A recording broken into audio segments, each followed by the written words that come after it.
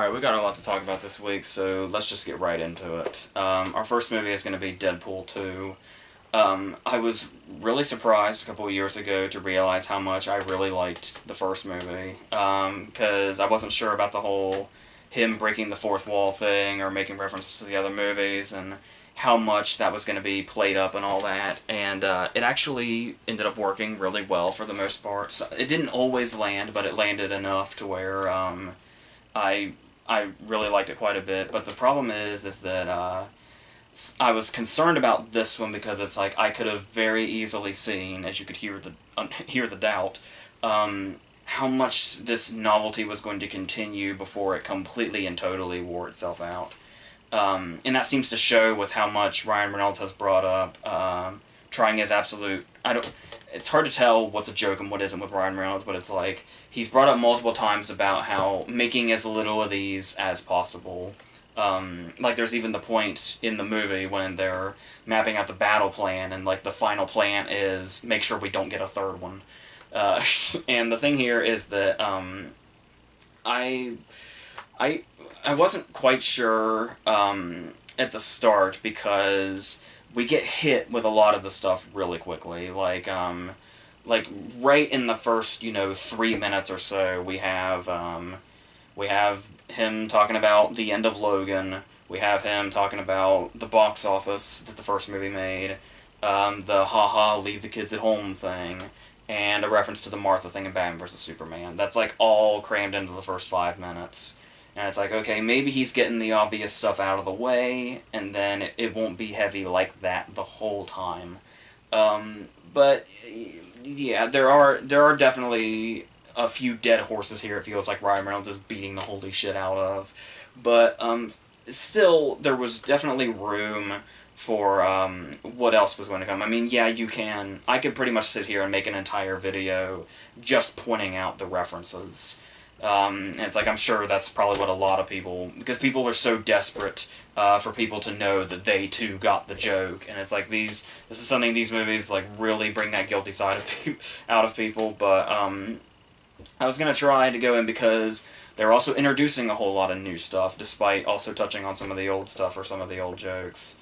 Most notably, Josh Brolin as Cable, which obviously he had teased, a couple of options at the end of the first movie, but then there was like the whole Kyle Chandler thing. There was, I think Stephen Lang really wanted it and was kind of a fan favorite also. And then they just kind of threw Brolin at us. And at first it was kind of like, Brolin's great. Obviously Brolin's always been great, but it's like there was a bit of a redundancy because he's obviously already Thanos.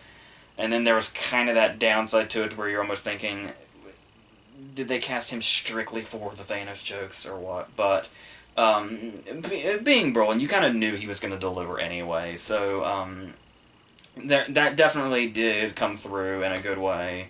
And it is like, especially in the last half hour or so, when he becomes a lot more prominent, he gets like pretty much the movie's best lines quite easily. But there's also this introduction, once again, I would have expected, like, a Ryan Reynolds Deadpool movie to bring this plot in almost as, like, a joke. Some people might even defend it as such, but, it seems to very much be serious about its plot in regards to the fact that, a child is introduced into, Deadpool's little group, if you will, and it's kind of they go through the whole, oh, we're not partners and you're not my friend thing and all that. And it doesn't feel like parody of the hero has to team up with kid thing. It basically just does the hero has to team up with kid thing that he doesn't like cliche and runs with that. And, like, that's the story. That's, like, a large portion of the story.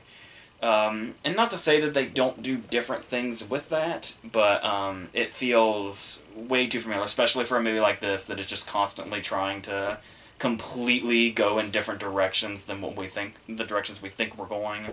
And the movie is good about continuing that through this one. So that particular plot seemed like, just, like I said, if they were going to do it for like an almost parody of that whole thing, then that would be one thing, but yeah. But they do have Julian Dennison playing the part, who was the kid in Hunt for the Wilder People, which I loved so much. And it was like, who was like the one person in Hunt for the Wilder People that didn't carry over into Thor Ragnarok? Put him in a Marvel movie. And so now here he is. I hope you can't hear that rain too much. And there are jokes that I was afraid were going to be a bit repetitive. There are jokes in this that he's doing again that he did in the first movie. But there's stuff like his joke about, how are there no other characters in this, mansion, the X-Men mansion and all that, the school or whatever. And there is a payoff to that that's nicely done. But then there's also stuff like jokes that do feel not only predictable, but just similar. Like sometimes they try to call that out. Like there's the T.J. Miller thing when he does when he did the whole avocado thing, and oh, you look like this or you look like that, comedic genius. And it just kept going and going and going. And the fact that it just kept going and going and going, they decided to make a joke in this. And there's a point where T.J. Miller gets started up again, and he's like, see what you've done now. And it's like, you call it out, but it's still T.J. Miller doing his bullshit anyway. But, yeah. And then there's also when the Basic Instinct thing, where we just have to have T.J. Miller there to say, hey, he's doing Basic Instinct, can you tell? And it's, yeah, I mean, there are references that seem to be being made that they don't completely and totally draw attention to, but then there's stuff, like, I thought they were going to do that with the fact that the Cable plot in this, once again, intentional or not, is the plot of the Terminator. Like, right down to it. And so the thing was, it's like, I was kind of impressed for a while, because it was like, wow, they're, like, legit not even making a Terminator reference. Like, straight up anyway. I mean, obviously he's got, the one eye that lights up, and he's a time traveler. He, like, pretty much comes back in the same way. He's going after a kid. But it's... but then and it's like, okay, but there's that one moment when it all makes it just... There's, like, one tiny itty-bitty thing that just makes everything feel so cheap in regards to that Cable plot. And that is that there is, like, the whole no acknowledgement thing, fine, but then there's, like, one moment when what seems to be the giant payoff for this whole thing, this entire half of the movie, is Deadpool says the name John Connor.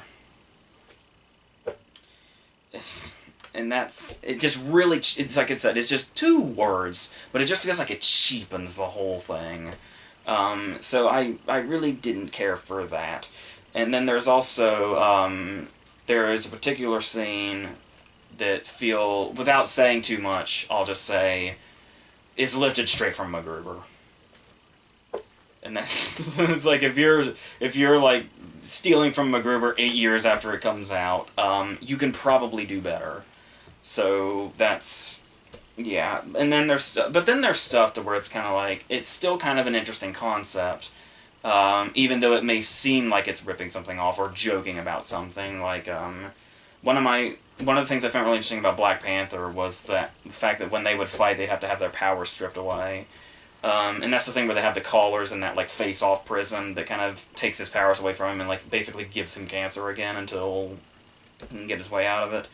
And it's like that, and it doesn't feel, like, oh, well, Black Panther did that, because obviously, in the timeline, this clearly is not a direct reference to Black Panther or anything like that. That comes later in a very lazy way. And yeah, I know, but I mean, Ryan Reynolds looking into the camera twice and saying the writing's lazy, I understand they're sending up movies that actually have lazy writing and stuff like that, but I mean... Still, you can write lazily and joke that it's lazy writing, but you forget at the end of the day it's still lazy writing. but okay, that's clever, I guess, to most people. So, there's also... There are actually moments that are played straight, and they're played surprisingly better, a lot better than I would have imagined than they do. But for the most part, there is usually, a punchline to almost everything, which in this you would expect, which is perfectly fine. And then I was talking about the stuff where it's like there are some references to where it's like they don't seem like they're mentioned. They might seem totally obvious to, like, big fans of these movies, but kind of like there seem to be references to the Avengers in the action, but without calling that out. There are painfully obvious ones, like when he does, like, when he's on top of a particular character, and he's saying, the Black Widow's, like, lullaby to Hulk. And it's like, well, that's blatantly obvious. But then there's stuff like, the moment when Deadpool goes to stop a bullet on the from coming out of the barrel of the gun with his palm, and it's like, that's the thing that Tony did in Civil War, and it's like, okay, they didn't call it out, that's just kind of a thing that's in there. And then when, like, Cable, like, drops out of the sky and comes down a building and comes down, like, the way, when Hulk saved Tony in the first Avengers movie, and it's like, if they don't call it out, I don't mind that stuff in there, because it's just a nice kind of visual thing. And it's like, it's not just saying, hey, we're doing this thing, which is what, unfortunately, they do most of the time. But that stuff that's just in there visually, that they don't feel the need to draw attention to, that's where I feel like we get some stuff that really works, and I'm totally fine with. There's also the whole thing that also kind of falls into that is, much as they harp on the movie, we get pretty much the exact recreation of the famous shot in X-Men Origins when the bullet's coming at him and he slices it in half in slow-mo. It's like the exact same angle and everything. Stuff like that I'm okay with. So, but yeah, and as far as, like, story goes, it does seem like it kind of sets up for something else, but then ends up becoming something totally different. Which, once again, I guess we're throwing expectations out the window, which is a good thing, but when we're kind of transitioning from one thing to the other, it kind of feels really abrupt. And it's just kind of feels a bit sloppy when we get from one place to the other, still in the first, like, 20 minutes or so. So, well, I guess first 25 minutes or so, because the entire first 15 minutes is the opening before we get another of the famed Deadpool opening credit sequences. So yeah, but, yeah, I did like, in, like, the last half hour when, like, you know, Cable became more prominent and stuff like that. And there is certainly some funny stuff in here. There is some clever things in here. Even some of the cheap references will sneak by and get a laugh, but I do feel like, as you can probably tell, this is, to me, significantly weaker than the first movie.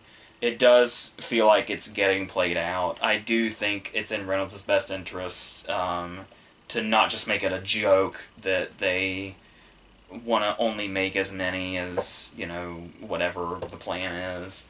But not, like, overly drag it out or anything. And yeah, and I don't think even the change in director has anything to do with that. Like, how, like, you would think, you know, and kind of on-set feud like that would make it seem like that would be the cause of a really messy movie, but with the whole dropping Tim Miller to bring in the John Wick dude, which they so helpfully point out, because why not? It's another movie reference.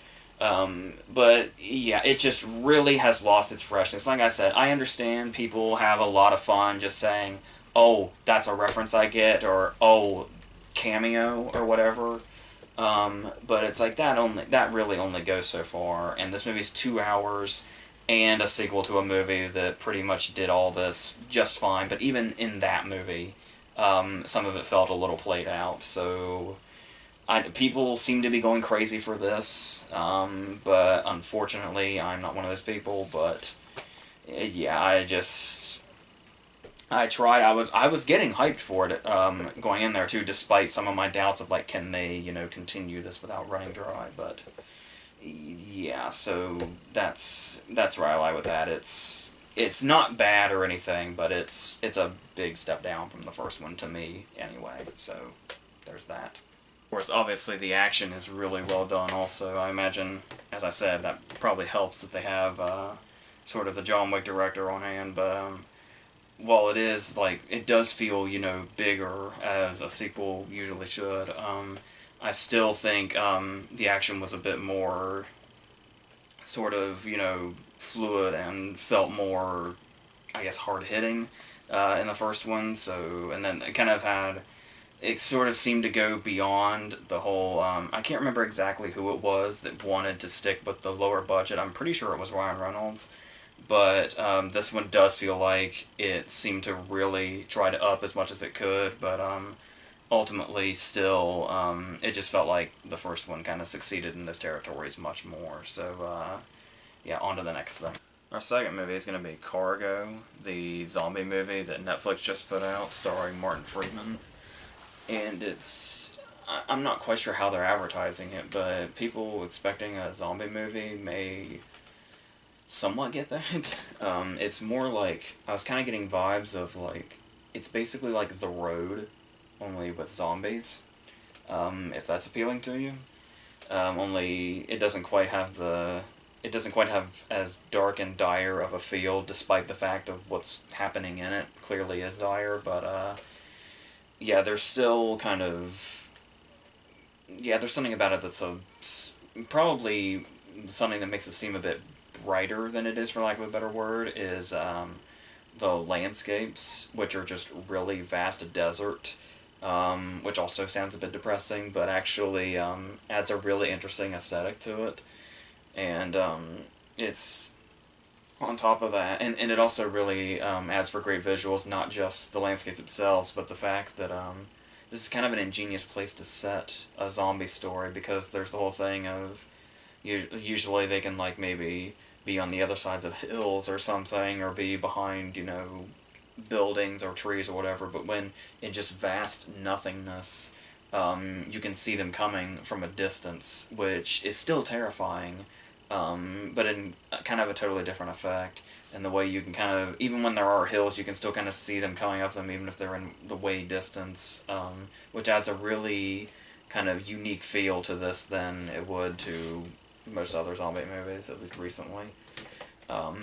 And there's also a kind of storyline that basically attempts to add a sense of urgency by giving us like a 48-hour window for which this movie needs to take place in.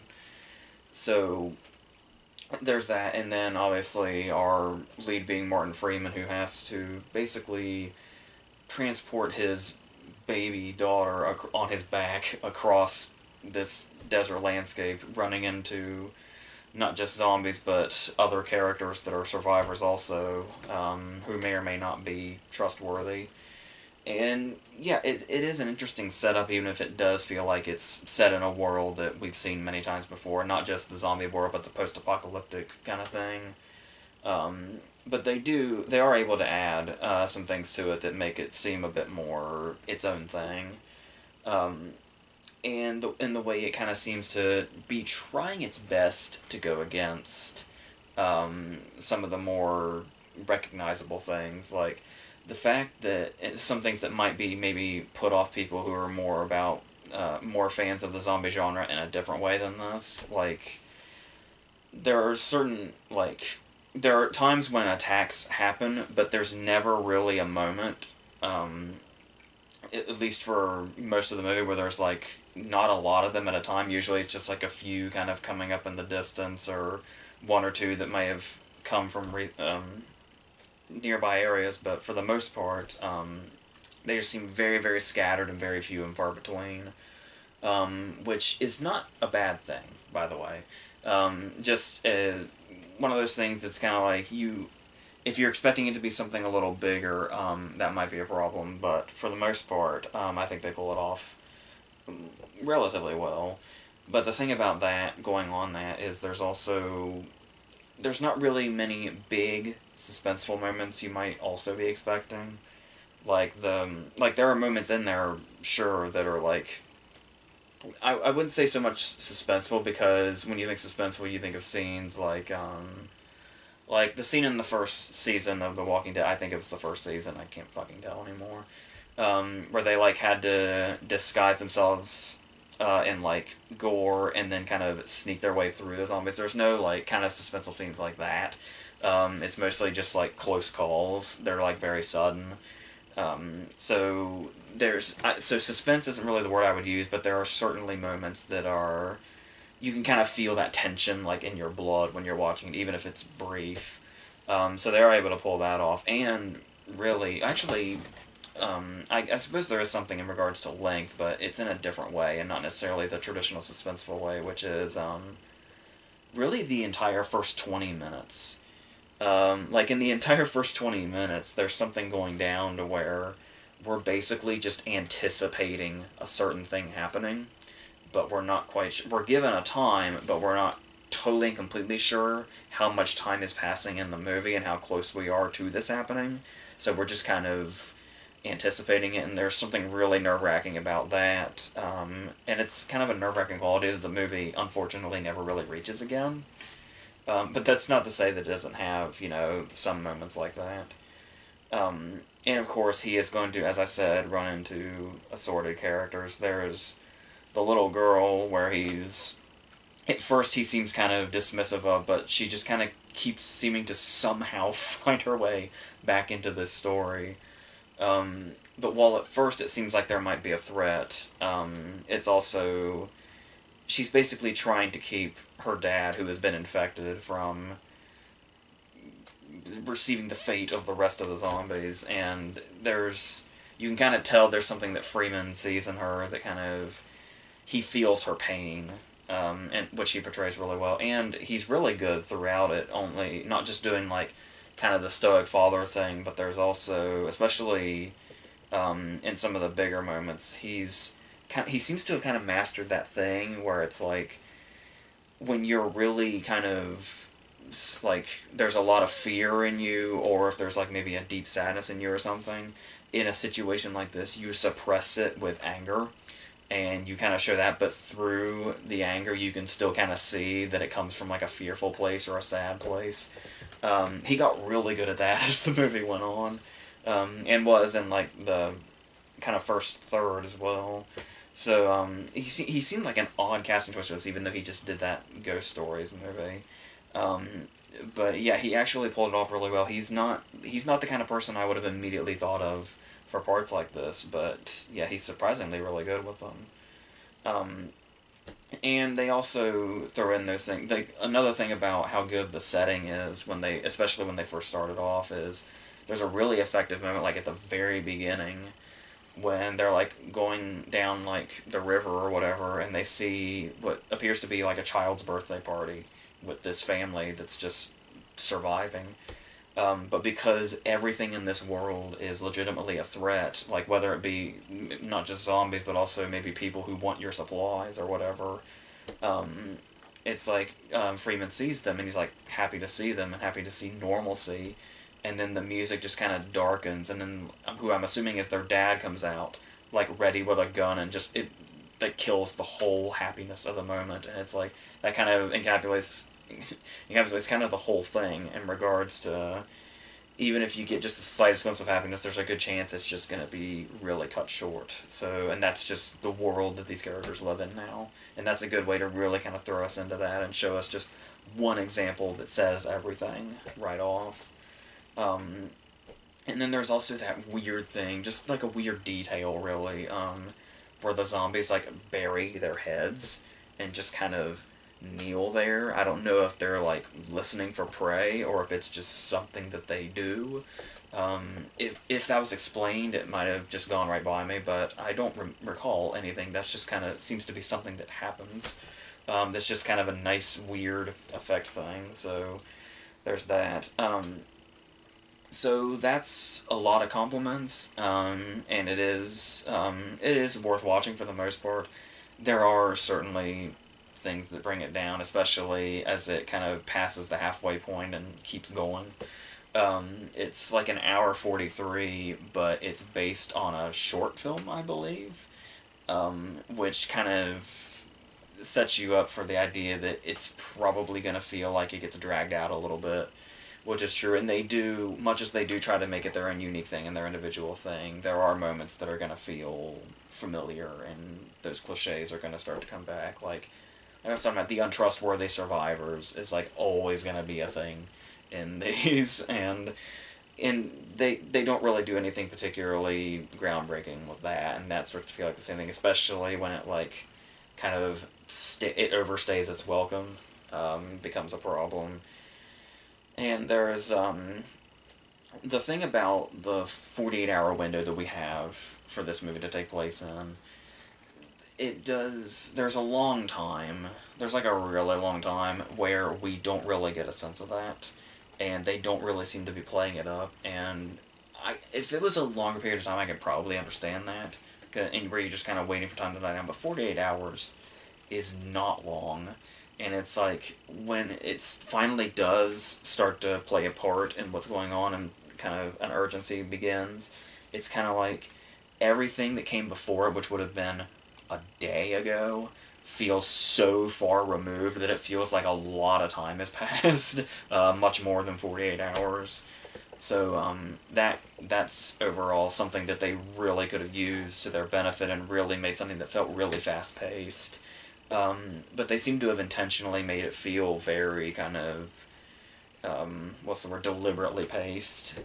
So, yeah, but I feel like they could have used that to their advantage a little more. But I do understand the angle they seem to want to come from, where everything feels kind of grand and it feels very, almost, I struggle to say epic, but yeah, it just kind of feels almost like it's this, whole thing, despite the fact that it's only supposed to be about 2 days. But it's a weird kind of combination that doesn't quite match up, so, yeah, but overall, I mean, it's fine. It's certainly, better than most things Netflix has put out this year, so there's that.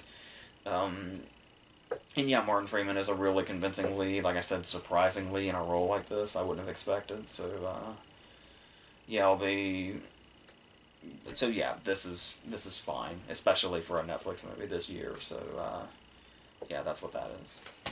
Our third movie is going to be Dark Crimes, the one that you probably saw stills of like 3 years ago, the one where Jim Carrey has his head shaved and the beard, and it's like the crime drama sort of thing, the what looked like a procedural sort of thing. Back then it was called True Crimes, and it was shot, I think, it was shot in 2015, then had a festival run in 2016, and then finally found its way to release now, today, at a 0% on Rotten Tomatoes, as of the last time I looked. It might be different now, but, yeah. So, and it's been there for a little bit now, but it was released, I think it's getting like a simultaneous theatrical release, limited, and, streaming release. So, yeah. And it's a true story of sorts, I think. But what we have here at the very beginning, that it just opens up with immediately, is this array of images that are like orgies and women being raped and various sorts of nudity. And when you see this, it kind of gives you that vibe of, usually it's kind of like, oh, they want to just immediately just hit you with images that'll hit you right away and it'll just, pull you in right from the very start. But it kind of reeks more of the whole, they just didn't really have much of anything else of interest to pull you in with, so this was the easy way to go. Which is kind of the vibe you get for a lot of the movie, because kind of throughout the whole thing, they really play up the whole, kind of, the constant graphic details and the vulgarity of the whole thing, and it feels just kind of like, but before you even go into it, if you've seen enough movies, that's probably the kind of thing that at this point you're a bit immune to, but this movie, like, completely banks on it being, like, the most effective thing in the movie is, oh, the content's gonna disturb you so much, and the more and more we go into it, the more we talk about the details of crime scenes and rapes or whatever else, and it really, like, just bets the entire house on that. And that'll be your reaction to it. And, yeah, like I said, if you're not immune to it before you go in, you'll be immune to it before the movie's over. Which, I don't know which is worse. But, and yeah, and there's even, like, it even gets to the point to where, there's a point in time where Carrie's watching footage of, like, a crime that's happened in this place, this prison sort of place. And it basically looks like he's watching black and white footage of Sallow, is what it looks like. And yeah, it never really quite reaches the desired effect. And it's never, to that extreme that Sallow is or anything, but that's the vibe you get. As far as Carrey himself, I've seen some criticism thrown at it, like it's, stunt casting, or it's Carrey going through a weird phase and stuff like that.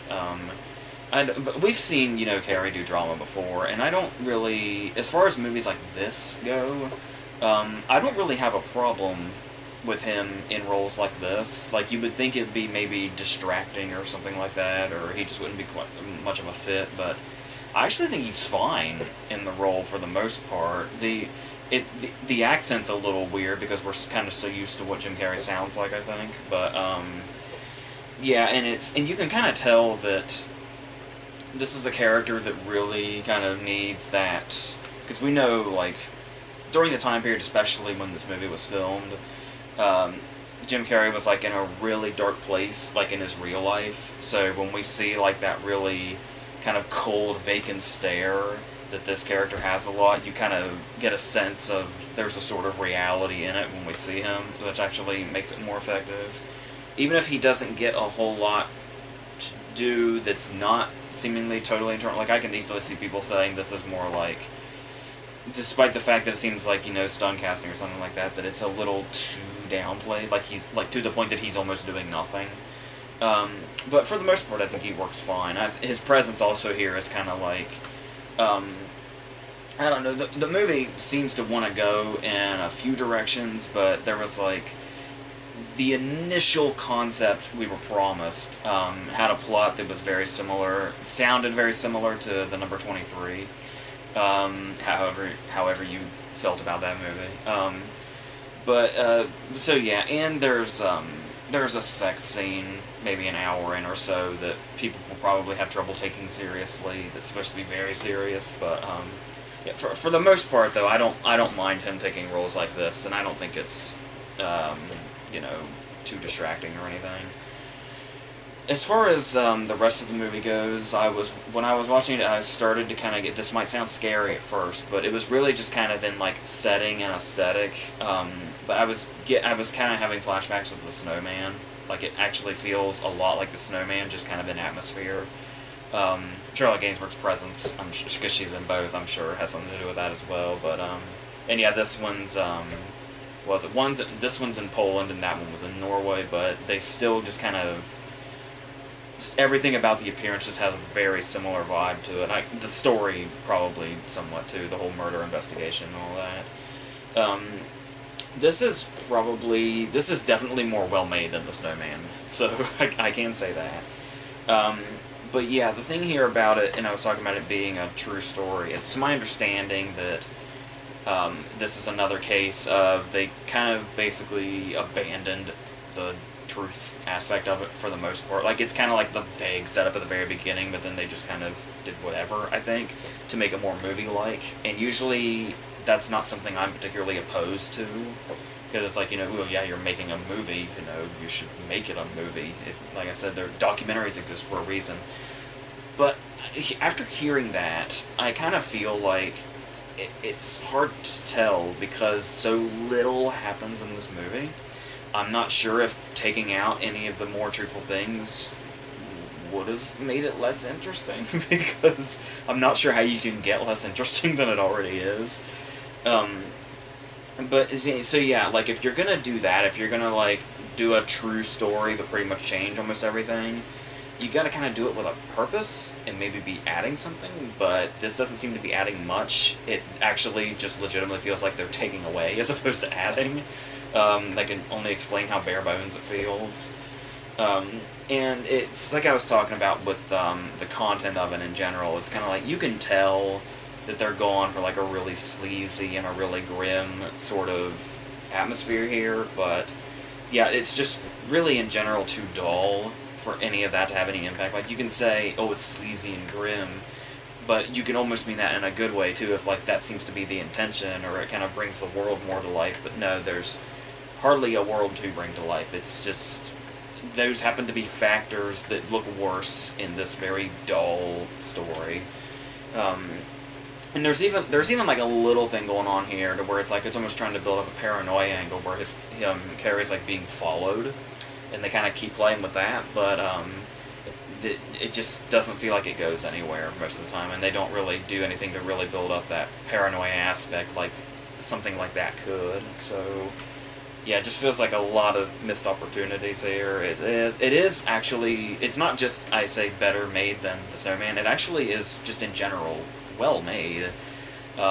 There's like, it's shot nicely, like there's a lot of scenes where like the camera like just moves like really fluidly through some scenes, particularly like from the side. Um, there's an interrogation scene that's like filmed like head on between Carrie and the duties interrogating, which feels nicely done, almost like a sort of a Silence of the Lambs approach or something. But yeah, you would think the atmosphere would add something to it, and you could see where it really had that potential to kind of make it more engrossing than it was. Almost like those movies where the atmosphere is just in general what is engrossing about it. But that's like probably the one area where they had the best bet to pull us in, and it just didn't go well. So this is just kind of an unfortunate mess. But I don't know if it's like 0% on Rotten Tomatoes bad, but it's very very underwhelming. This movie is going to be Revenge, which this one I may have to get a little spoilery when I talk about, not too much, but just yeah. But this is the kind of movie where like if you don't know what happens in this, then you have you've never seen a movie like this. So the thing about this one is it's been growing quite a bit of a reputation lately, despite the fact that it seems like such a simple story, and one that, as I said, we've seen many times before.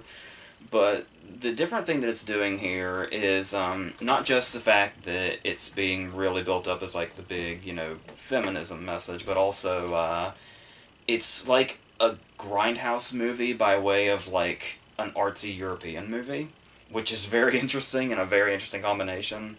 And they've been really also the interesting thing that actually really drew me to this was how I heard they were marketing it.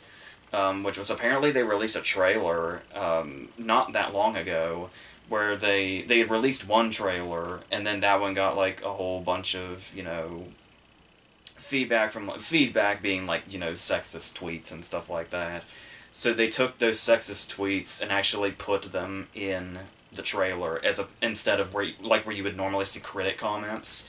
And apparently that like made a really big impression. So that in itself kind of had me really curious. Because I guess people were all been out of shape about what the plot was, despite the fact that this plot has been around for decades. Like it's I Spit on Your Grave. It's exactly what it is, just in a different setting, a bigger setting. And I was also getting vibes early on of there was an awful movie from 2009 called Donkey Punch that it also kind of was giving me vibes of. This is much better than that by far. So, but that's kind of a comparison that just kind of came in my head, even though that's a movie that I hated, and this is a movie that I like quite a bit. And so, at first you might think, in these kind of opening scenes here, when we're kind of introducing everything, that there might be something a bit hypocritical going on here, because the lead actress, Matilda Lutz, who we saw as the lead in Rings last year, I can't remember if I saw her in anything else, but that's what I remember. But and yeah, she's very much kind of shot in those ways you'd expect her to. She's like either in just a t-shirt and panties, or she's in a bikini, and she's being shot from behind and below, multiple times through as many angles as possible to show off her body. And you might think that's a bit hypocritical in regards to the movie's message, but it's pretty clear that they have something in mind. Most notably the fact that the writer and director of this movie is a woman. So that immediately kind of tells you it probably has something else up its sleeve than just something that kind of surface level. So, and it does kind of almost feel like when you know what you're in for, it does kind of feel like when you see those shots, it's not necessarily to, well, I guess to an extent, sort of the usual kind of arousal thing they're going for. But those kind of shots, like in Michael Bay movies. But here, when you know what you're in for, it feels like it's like luring you in, like to kind of make you think this is exactly what you've seen before, and then it's gonna just kind of hit you in a big way. Even though, once again, it still is technically something you've seen before, but definitely with a different style. And it does kind of feel like they do. I was talking about Michael Bay, and I don't want to like jump all over this or anything, but just something that crossed my mind while I was watching it was, it almost kind of feels like with that sort of, obviously women especially young women in bikinis, have been shot this way since the beginning of time. From behind, the ass shots and all that. But Michael Bay seems to have like really, really made that mainstream in a way that you see that shot and you immediately think this is like a Michael Bay movie. But also kind of like the way the colors are and the frenetic editing and the way things are shot during like this party scene at the beginning, all kind of feels like Bay to the point that it almost made me wonder if this was like just I mean, obviously it's a critique in many ways, but most notably like almost a specific critique of Bay to an extent. Like I said, I don't want to like say I think that's absolutely what it is, but that's just what went through my head. And then there's also the kind of different ways they turn it around, like there's a crazy ass climax, but the thing I notice about this climax, obviously, is that there's sort of a role reversal of sorts. How there's often a criticism these days of there's so much female nudity and not enough male nudity, and it's like in the most unexpected scene you could probably think of, we switch the roles, and it's kind of the guy is given the vulnerable part in regards to how on display he is exactly. And once again, during a scene, you'd probably never quite expect that. And it does. I mean, I suppose you could say it could be vulnerable to anybody with these people that have these actors that have been chosen for this particular movie that kind of have bodies with limited flaws. That's a whole other conversation. But just in general, the use of the nude scene is used in a very unexpected and interesting way to kind of throw off your expectations. And then there is the whole violence and gore aspect. How that's another big talking point of this movie. It's just how violent and graphic and bloody and gory it is. But the thing here is that it is used, it does feel almost, it almost feels like a cop-out to say this, but, kind of intentionally gruesome, but it is one of those cases to where it's like, sometimes it seems intentionally over the top, like, when you get close enough, like, there's a lot of close-ups of the gore in it as it's happening, but the thing is like, the closer it gets, just the more fake it looks. So it's not a huge deal. But then there's also stuff like, it almost seems like they're using it to actually say something about the characters or go further into the revenge aspect. Like, this would be one of the spoilery things about a minor character, a semi-minor character, but where it's basically the dude that watched the rape happen and then just let it happen. And, like, he saw what was going on and then he just walked away knowing that it was happening. And he is stabbed through the eyes. And it's like, instead of just being like, a normal gruesome death for a dude or a painful death for him, it's almost like it's the whole, you used your eyes and then you choose to basically ignore them, so I'm just going to take them from you completely, kind of thing. So that's actually kind of effective in that manner. It does feel a bit on the nose. It's not the most on the nose thing in the movie, but but even so, there is still actually is a certain impact to it when you put that kind of stuff together. But yeah, but it is very over the top. There is also, like, to combat that, there is a scene where a dude gets punched in the nose. Just punched in the nose, and it's like his face explodes. So it does kind of go beyond that, like I said. With everything else, it does just kind of feel like kind of an intentional thing to just go as far as possible. So there is that, but there's also definitely a stylized way to it. Not just the whole movie. Obviously, the whole movie's very stylized in the way it's made, but there's like scenes like when there's an ant crawling across the ground and then blood is starting to drip down from a body onto the ground, and the sound effects are like from the ant's perspective, and the blood drops look huge, and it's this really kind of interesting way to introduce this crucial scene that's about to happen. So it's full of a lot of great stuff like that. And like I said, it's just really creatively made in general, which is absolutely the most important thing about making a movie, where story-wise is something so bare bones and so something we've seen so many times. This movie did exactly what it needed to do, which is just really amp it up into how this story is told. And she just really pulled that off. The pacing also is like really crazy. Like it's like an hour 45 or maybe a little more than that. And there's like it's probably maybe 35 minutes in before what we're waiting to happen happens. But the thing about that is that still, even so, in another movie where that's like the really slow, but like remember how slow Wolf Creek was before it took off? You would think it'd feel something like that, but this entire 35 minutes, even though nothing like, big is happening in it, it still just feels really fast the way it goes by. That was really surprising, the way they were able to do the build up, that big time frame that it takes to sort of build up before you go into all the gruesome stuff like the older movies used to do. But to still make that go by really fast is something that a lot of those movies didn't really pull off when they did that. So that was really refreshing.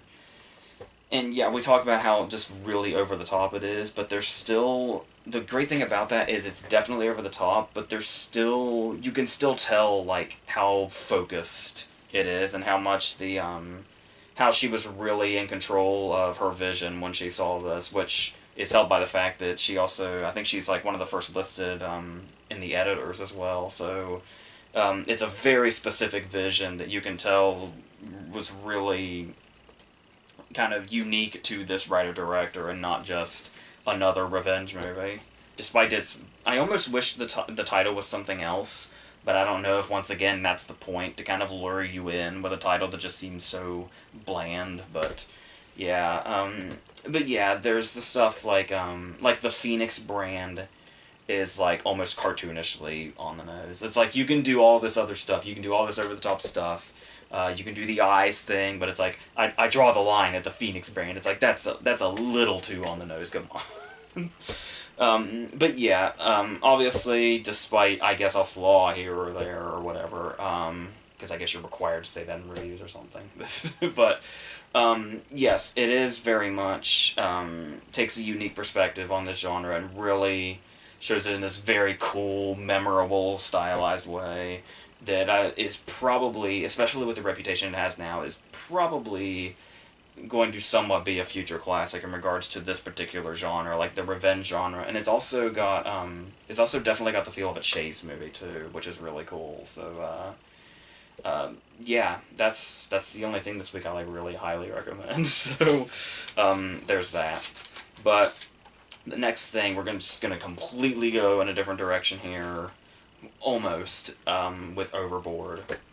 The remake of the 1987 Goldie Hawn Kurt Russell movie, because we needed that, apparently. So, obviously, the thing about Overboard is that when people looked back on I don't know if they were still doing this in 1987, I wasn't alive in 1987, but it's been looked back on, especially in today's culture, to where it's like, the plot to Overboard was, like, really fucked up. Where Goldie Hawn was, like, I haven't seen it in, like, forever, but based on this, as my memory slowly comes back, Goldie Hawn was, like, the really rich woman there's very much swept away in it as well. And she's, like, the really rich woman, and she looks down on, like, maintenance dude Kurt Russell or whatever he was. Then she fell off the boat, she got amnesia, and he convinced her that she was his wife so that she would love him and not look down on him. And 2018 has decided to cast the guy from How to Be a Latin Lover, whose name just completely escaped me. Shit.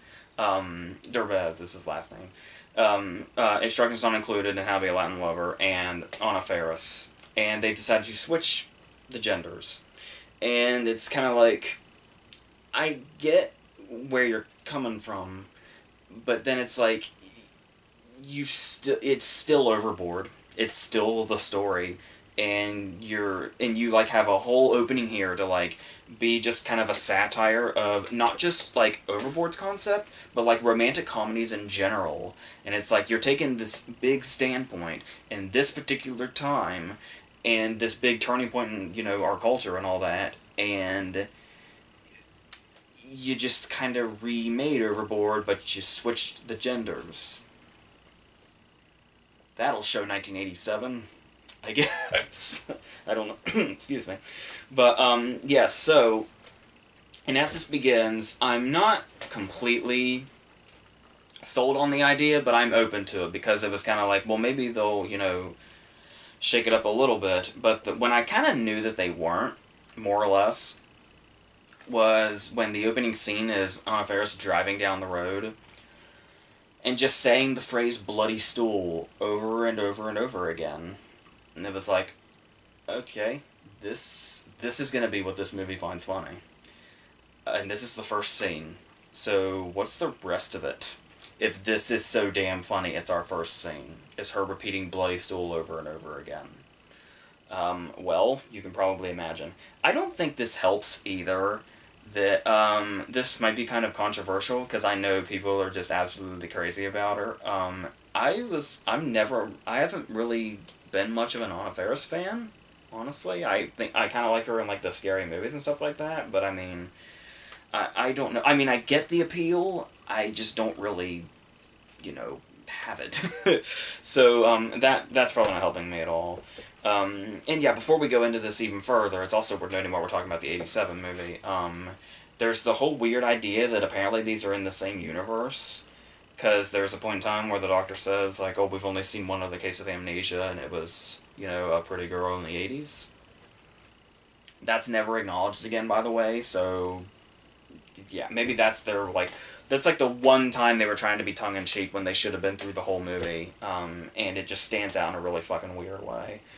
Not to mention, not only is it just the plot of Overboard again, but they've added these subplots to it that I don't recall in the other one. I think Goldie Hawn had a husband, which is not the route they go here, but they do have the route where Derbez has a sister that's like, he's like battling with for this control of this company should their father die. And so she's like, starting to scheme when it turns out that he may have disappeared without a trace. And I don't know how many times that has been in a movie and worked. I can probably tell you how many times it's been in a movie, which is a lot, but how many times it's worked, that I cannot tell you. And this is not going to be the thing that breaks that trend. But then there's also, like, somebody found where Swoosie Kurtz was hiding, which I looked her up afterwards just to see. Apparently she's been on TV for a long time, but I hadn't seen her in a movie in forever.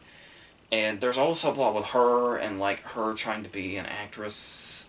And it's like, you realize how many dead ends are in this movie that's almost 2 hours long.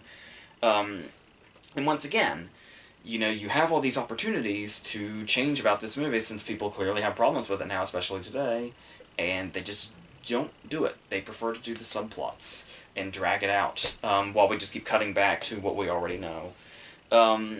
And talking about other things in the movie, there's also, there's gotta be the best friend character. And as I said to somebody recently, do you know how you can tell a movie's really gonna suck? If Eva Longoria's in it. And guess what? Eva Longoria's in this. She's barely there. Like, I remember her being, like, talked about in regards, and she's, like, been doing the rounds advertising it, but she's really barely, I don't know if she's barely there, or if she's just so incredibly unremarkable she was there more than I think she is, and I'm just forgetting already, but either one is possible. They also waste a perfectly good John Hannah with, like, a couple of scenes. But yeah, so, now going on how this movie handles the comedy, with the setup, there are moments when you feel like there's something coming, where there's like a setup to what's going to be this big punchline or payoff, like, because obviously Anna Faris's character has to improvise when it looks like her lie is going to be outed, and that usually ends up, like, that would be, like, really prominent in regards to the whole concept, is her having to improvise should it look like her lie is going to be revealed. And it's like, every time this happens, the outcome and the punchline just feels so half-assed. I struggle to say, I call it punchlines. It's just kind of like, she just kind of half-assed says something that any normal person would say, that just sounds like a straight-up lie, that just makes no sense. And that's supposed to be, I'm guessing, the comedy. That's where it comes from, but, yeah, I don't know. I just saw it as more or less more plot as opposed to anything particularly funny, which is very dire for a movie like this. Because there's also they bank on some running jokes, like there's the whole thing where he has to, go outside and piss in bottles, and like I was a little surprised to see that they tried that joke more than once. It was like they did it once and it was like that's a joke, I guess, kind of, and then no, they bring it back because they're so confident, and then they do that again with the fact that I guess the kids don't know what the word pervert means. And they set that joke up once, and then when they do it again, it's just at the most random time. Like, to where this scene doesn't even need a joke. And then it's like, okay, there's a good time to bring back the pervert thing. To where the girl just asks, what's a pervert? By the way, that's the joke.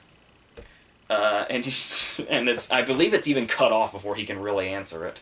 So there just goes another punchline, or would-be punchline. There are, every now and then, there's something physical, like when he's, trying to get the wheelbarrow up the ramp. Which is funny in itself when he can't get up there and he keeps coming back down, but then they really take it in this big slapsticky direction, and you can tell it's like, oh, well, the joke was working fine, but then it needed one big slapsticky payoff that doesn't really work, just kind of hammers it home in a bad way. And then, yeah, it's just, this kind of stuff keeps happening, and then that's just when you realize, alright, I guess this movie really is not going to go anywhere. The whole bloody stool thing wasn't just, me being paranoid, that was a legit omen. So there it is. So then, obviously, eventually, stuff is going to come out, as we know because we saw the original movie, and this is going to get, really dramatic about it. Like, when I talk about how a lot of comedies these days get way too swept up in what they're doing, and they kind of forget to, be a comedy, this is definitely a victim of that. And I guess you can say that there's credit to be had to actually commit to the idea of what the outcome of this would actually be. This insane thing that Anna Faris has done, that is a crime among many other things. But, I mean, there's still room to act like a comedy. There's still room to at least try to be funny. But there's a portion where they want to go full drama, and they go in heavy, or they try to. Or what I recognize as an attempt to look really heavy. And it's, yeah, and they just it also goes on way too long because there is not one, but two big fake-outs where it looks like the lie is going to be, exposed for real this time. And they just kind of keep faking us out. And they do that till, right up to the hour-and-a-half point. And then we finally get our drama section.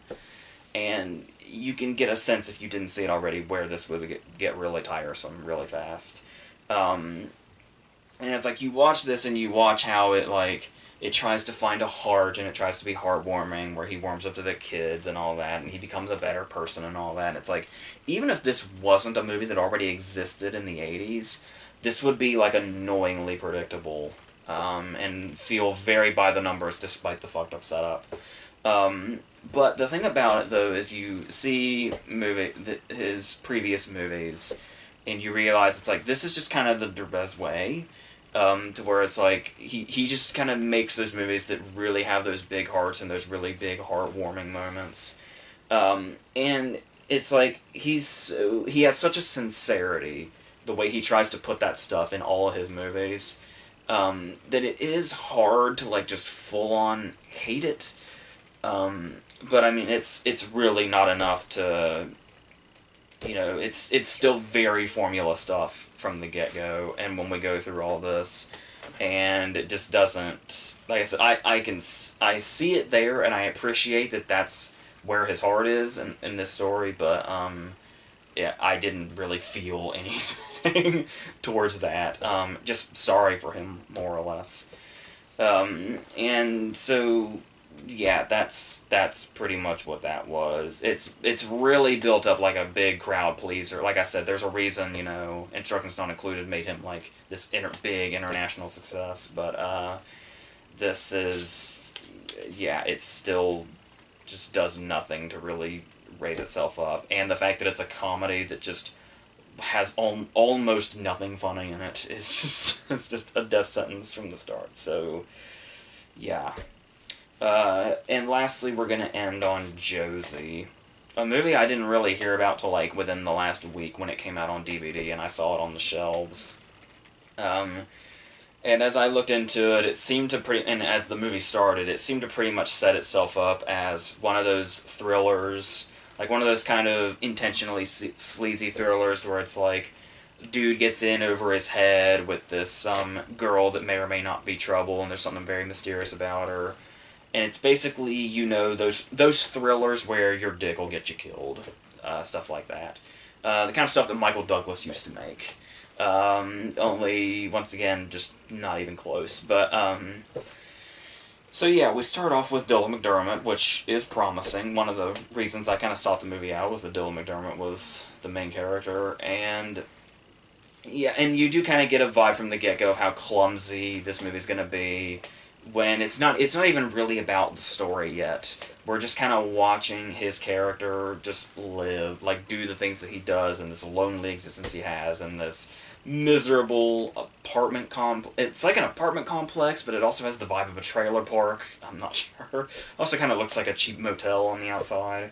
And like, Kurt Fuller's his neighbor and like his wife and all that, and the guy that like works the maintenance and stuff like that. And it's like this all comes to this really awkward scene where just all these characters are kind of just introduced at once. And then Sophie Turner's character, mysterious character that's going to come in and shake things up, is introduced like 5 minutes in, and it just all feels very clumsy from the get-go, the way it's put together. Once again, before the story's even started, this is the character introduction, and it already feels like we kind of fallen apart, but maybe once it kicks into gear, it'll pick itself back up and put itself back together. I don't know. So, we go in, and we get more into her sort of... The biggest problem here with the movie is that for the movie to maintain where it's going, the character of Josie, who's like our prime focus, needs to pretty much be a blank slate so that we know nothing about her. And you can kind of see where there's a problem in concept here before we even take off. Because, for starters, she goes to a high school, the movie high school, where everybody is a 20-something. I swear, the three main people we see at this school are Sophie Turner, Jack Kilmer, and his friend, who is the kid that played young Michael Myers in Rob Zombie's Halloween. And I looked it up, and all three of these actors are 22, playing high schoolers. Like, that was so weird to me. They're all three exactly 22. And they're playing high schoolers, of course. It's one of those. But we just have to roll with that. And she gets involved with Jack Kilmer, but she's also kind of will she or won't she with McDermott, or will he or won't he, because she, of course, even though she's Sophie Turner, we're supposed to believe she's underage. So, that's the kind of conflict with McDermott's character, but there's also something kind of weird and mysterious about McDermott, too, and it's like, who the fuck are these people? Where the fuck is this gonna go? And like I said, yeah, it does have a secret to keep, but to keep this secret, the whole movie just kind of has to feel directionless until the big payoff in the last 10 minutes. So that's what we're dealing with. It's like, however you take that, yeah, so it's like, you gotta watch this, and it's like, you try to figure her out, and she's like, is she slowly wrapping these people around her finger? Does she have sinister plans? Does McDermott have sinister plans? Does Jack Kilmer have sinister plans? What's going on with who? And yeah, in a more compelling movie, this would be very interesting, trying to figure out which character is which, but the trouble is that a better movie would leave room for the characters to still be interesting, or still give us little snippets of something that, maybe even if they're just red herrings, are still something that make us attracted to the characters and want to watch them. But no, there's just kind of nothing here. It's just full of scenes that just go absolutely nowhere. Like, there's, like, the first scene when she invites Jack Kilmer to her apartment, and they're just kind of talking, and he's, like, really, really, like, lustily looking at her as she, like, bends over shit. And it's like, we're wondering, like, is he gonna do something to her? Is she gonna do something to him? What's this gonna lead to? And she sits down and she says, alright, let's get to our schoolwork. End scene. And that's it. And there's a lot of scenes that feel like that. There's also the pool scene where she's like, hey, Dylan McDermott, why don't you come and hang out by the pool with me? And so there's like the whole thing of like, oh, you know, like, what's he gonna do? Is he gonna make a mistake? Is it like, is she gonna be too much to resist? What's gonna happen? Should that happen? And once again, scene that gets interrupted early, it just doesn't really go anywhere. And like by the time this pool scene happens, and we're still getting scenes that feel like they're getting cut off, we are halfway through. We are halfway through the entire movie when that stuff is happening. So, yeah, so it's like that's... And they do make an attempt to, like, the director makes an attempt to make it seem almost visually interesting, I guess. Like the posters were, like, really fetching, like, with kind of the neon look. There's also, like, that black one that looks more like the poster for, like, a local movie or something, but, like, the DVD case and, like, the posters, like, the ones that have, like, that neon look are, like, really kind of catch your attention and... really kind of give you like a certain vibe that you kind of expect from this, but you're going to be disappointed if you look at that.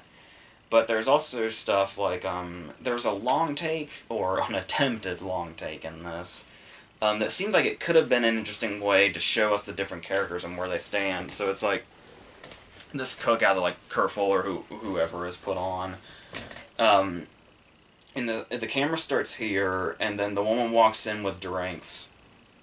And then we follow her for a little bit, and then she gets to the table, and Sophie Turner takes one of the drinks. And then we follow Sophie Turner, and we get one of those Michael Bay shots of her, as you do. And then as we follow her, we see Kurt Fuller standing here in a circle of dudes, and they're just talking. So the camera breaks away from Sophie Turner, and then circles around this conversation. It's like the scene in Bully. It just circles around this conversation 3 times. Or so. And that's it. You would think, well, I guess next we're going to cut to Dylan McDermott, because Dylan McDermott just showed up in the background. No. We don't casually go over to him like the way we did with the woman, then to Sophie Turner, then to Kurt Fuller and his dudes. No. We stop at the conversation here, and we just cut to Dylan McDermott. Alright, you almost had something there. Why did you do that? Why are you constantly cutting yourself off when you look like you might be doing something a tad interesting? And yeah, like I said, that pretty much just, you know, is the movie in a nutshell. There's even stuff to where it's like more missed opportunities. There is a particular scene when the 3 major characters are sitting at a table, and it should already feel really, really tense and suspenseful. And it's like, where's this going to go? And you can feel the tension in the room. And if that's not enough, eventually a giant weapon is introduced into this scene. There is, like, no tension whatsoever in this moment. There is no suspense. There is nothing to this scene. When it feels like it should be... This feels like it should be, like, the kitchen scene in Killer Joe levels of tense and, you know, building and disturbing, but, no. Just, the movie has completely run itself dry at this point. And there's also moments to where it's like, you can't tell if it's... There are moments where it's like, it tries to go in a direction where it's like, you can't tell if it's trying to be dark or trying to be darkly funny. And it doesn't really accomplish either. And it does try to... Well, I was talking about them putting in little things to build mystery and stuff like that, or to, you know, amp up the characters a little bit. Okay, there's one thing about Dylan McDermott's character, and I'm about to tell you why I didn't think to mention that till just now. He keeps seeing a vision of a dude in, like, a prison getup. And this happens 2 or 3 times. And you can tell it's probably going to be crucial to his character, it's crucial to his backstory, it's going to explain a lot of things, whatever. But the thing is every time this happens, I immediately forgot about it. It's like the second time he came back, it was like, oh yeah, I forgot, Dylan McDermott hallucinates that dude. Okay. I didn't think about it at all. I wasn't thinking about, I wonder why. I wonder who that guy is. That's how little I cared. I kept forgetting that was a thing with Dylan McDermott's character every time the scene would end. But yeah, it does have a purpose, of course. And to the movie's credit, everything does come together, for the most part. But the thing is, though, is like, when you know the payoff, it's kind of like, alright, but was the rest of the movie really worth it? It's like, not really. All these dead-end scenes, all these false payoffs, all these false setups, not really, I guess. But to the movie's credit, it did go somewhere just in the last 5 or 10 minutes. After an hour and 15 minutes of going absolutely nowhere. So, that's what that is. And that finishes up this week. So, yeah, next week is Solo, and probably some other things.